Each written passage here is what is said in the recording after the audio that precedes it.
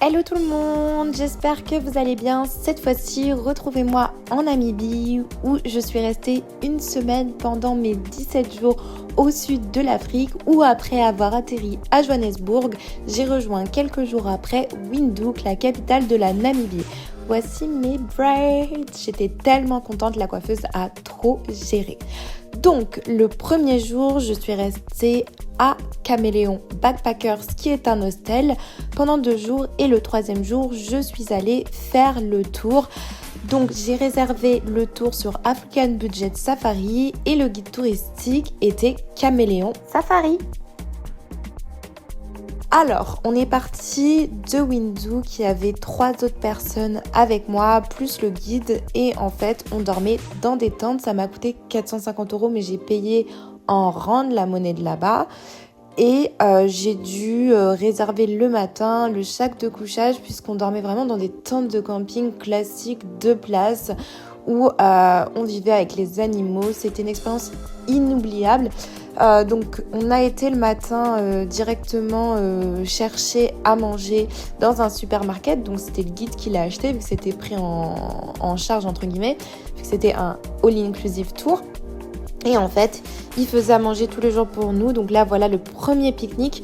Donc dans le 16e campsite, il y avait de quoi mettre sa tente. Mais aussi, si vous avez un véhicule, vous pouvez mettre votre véhicule que vous avez loué par exemple. Et il y avait également des douches et ainsi que des toilettes à disposition. La première chose qu'on a fait, c'est qu'on s'est dirigé dans cet endroit. C'était une dune qui se trouvait à quelques kilomètres à peine de notre camp. Et on a été voir le coucher du soleil. Donc c'est très difficile de marcher dans le sable. Franchement, c'est pas facile. Après, on a eu de la chance, il faisait pas non plus une chaleur étouffante. On était en hiver vu que c'était au mois d'août où je suis partie. Je suis partie du 30 juillet au 14-15 août. Donc les températures étaient hivernales, mais bon, c'est l'hiver pour l'Afrique, c'est-à-dire que le matin, oui, il faisait froid, on avait 0, 1, 2 degrés dans une tente, je vous dis pas, comme c'était compliqué. Et l'après-midi, on avait 26, 27 degrés, donc là, il devait faire aller 25, 26 degrés, donc il faisait bon de manière raisonnable. Vous pouvez également louer une voiture là-bas sur place, donc comme vous voyez, vous pouvez même mettre votre tente par-dessus, il y a beaucoup de personnes qui faisaient ça. Donc nous, ce n'était pas le cas, on avait des tentes qui étaient posées sur le sol, le guide nous a aidés à les poser et c'était une expérience assez originale parce que pour ma part, j'ai pas du tout l'habitude de dormir dans une tente, je vais plutôt dans des hostels ou des hôtels. Et là, dans mon cas, j'ai dormi toute seule et le lendemain matin, on s'est levé après à 6h du mat et on a été voir cette fois-ci le lever du jour à la dune 45. Donc juste un petit river rider saut soufflé en fait, c'est un phénomène naturel.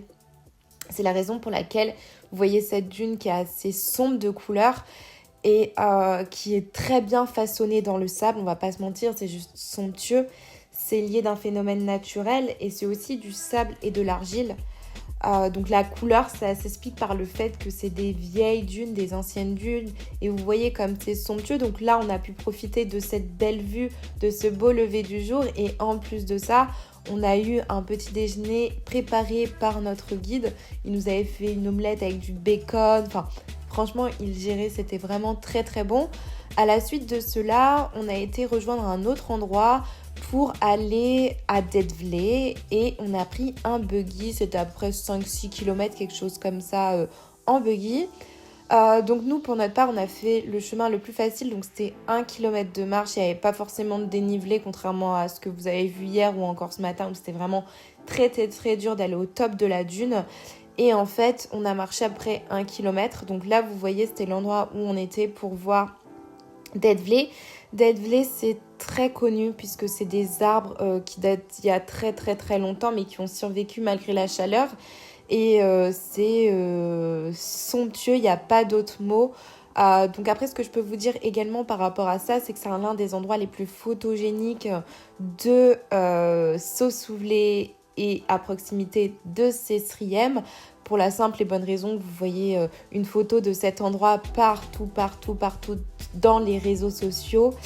Et vous pouvez prendre les plus beaux clichés de votre vie. J'avais l'impression vraiment de vivre dans une pièce d'art, vraiment une œuvre d'art.